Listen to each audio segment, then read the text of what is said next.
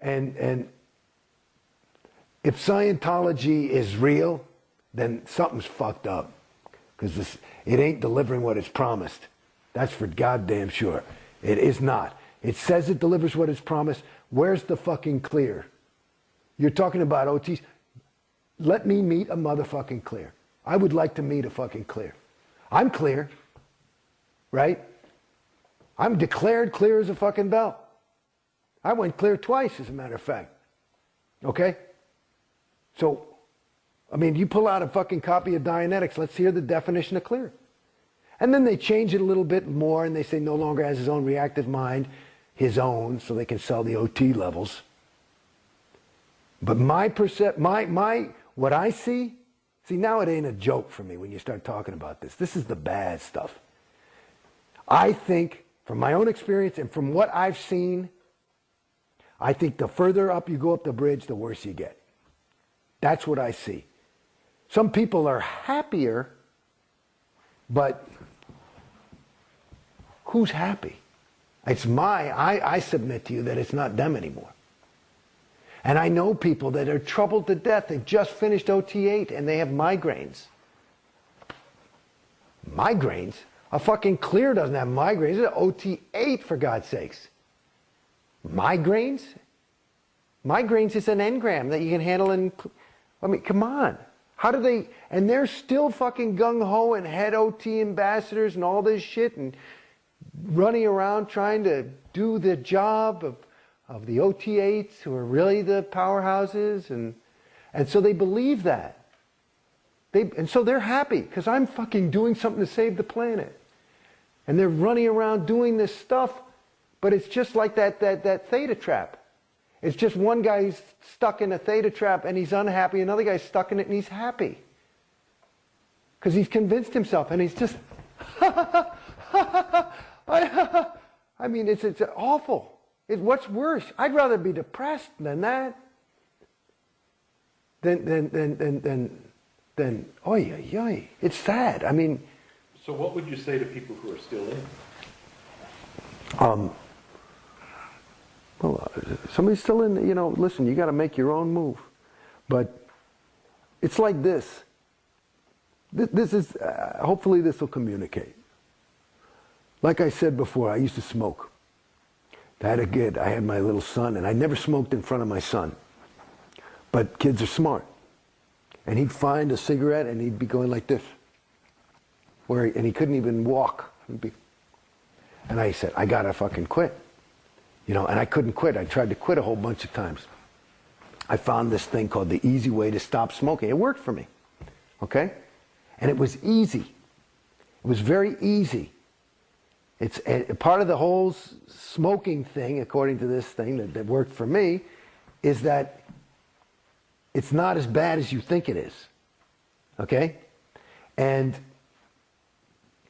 so for somebody who's in, it's as far gone as I say you are as you go up. It's the difference between waking up and being asleep is the difference between waking up and being asleep. And it's like sometimes when you're asleep, you can still hear the shit that's going around because you're only half asleep. You're not that fucking brainwashed. So I'm here to tell you, this is what I say. Wake up. And you can hear it. There was actually a little process that LRH ran. Some processes are good. Okay? And he used to run it, and he says sometimes you can actually cure somebody of insanity, which is what we're talking about. And the command is in tone 40, which means with any possibility of there being the communication not arriving and making the effect intended, is saying to the person, the insane person who's, I'm talking about a fucking, David Berkowitz, and here's the only command, come up to present time. Come up to present time. Because you're not there. And guess what? You are there. So, come on. Hello? Right now. There you are. There you are. That's what I say to that person. There you are. That guy. That guy. That guy right there. Not what you're thinking. Fuck what you're thinking. Hello? Right there. There it is. And it's a no-brainer. So it's not that hard. It's like, it really isn't. You know, me, I got out, I mean, it was a slow process, but I know that most of it, here's what I'll tell you something. This is what I fucking know. I realize when you're doubting, you already know. You're just looking for a bunch, because you're stuck in a world of data. You're looking for data to make it so you can overweigh this data. And guess what? It's not about data. It's about you. I mean, which is exactly what Scientology says. This is because there's the irony. It's about you. It's not about any fucking data. There's nothing to figure out because you already know. You already know. Beside the fact that all these fucking claims, there's just a thing, if you have just a little thing. All these claims, how about a little bit of fucking evidence? How about some fucking evidence? I'm not talking about prove to me there's God. I mean, it's just some pretty fucking sweeping things of like, well, you know, you have to take responsibility for, you know, salvaging beings. Like this whole Xenu thing is insane. You know what I mean? Do people believe it? Why? Because LRH said it. Just like I was talking about the psychs. There's no fucking evidence. It's just chatter about nothing. There's no fucking evidence. And they call it Scientology. Like it's got some fucking hypothesis and some fucking if-then and here's the proof and this is it and there it is. And the fucking thing, and that's the other thing that I realized that listening to all those fucking congresses, this motherfucker, listen, if you're doing some Scientology, some science, you know, you gotta have a bunch of fucking people and you test the fucking thing. What did he do it on? 3 fucking of his friends? Wait, that's it. You're clear now. Okay, let's have a Congress. Because it worked. You changed the wording from come up to present time to come up to present time. And that's a Congress. And it worked on, you know, Joe. So yeah, go try that. And they fucking have these audits. I mean, it's insane. I think he believed it some of the time. You know what I mean? So what would you say to current management? Well, if you're, I don't get it. That's what, I mean, I don't get it. The ones who are like, I don't get it. I mean, you know, like the lower level people like that I know in the Sea Org, like, you know, Dave Pettit and stuff like that. Like Dave, I can talk to Dave right now. Dave, you know. You got to justify, you fucking know. That I know, that you know.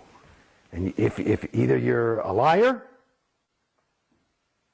and you're, you know, really evil and just want to get up on top and somehow win the thing, which I doubt, but it's possible.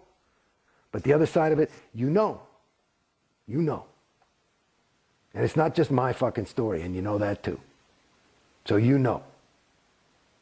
And so I would imagine, you know, these people that are, you get so justified, and that, you know, like when you get into a group, I would imagine that they have their own little group.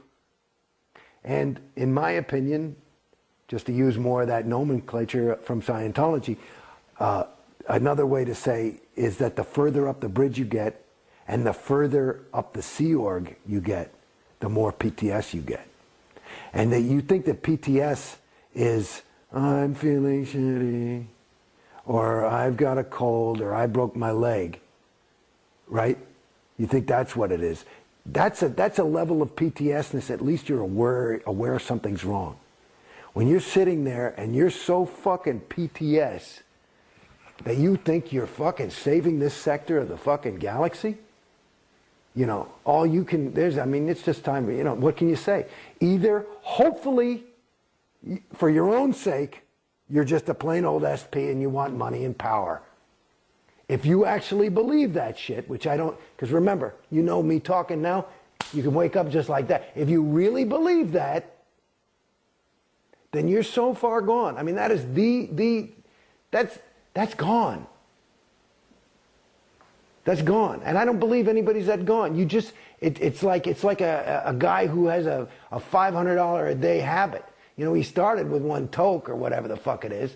It's just more, you start eating more and more of this shit to the point where you believe, and you've got all these things, because I know if you're that far up in the fucking exec management level, you've committed so many fucking overts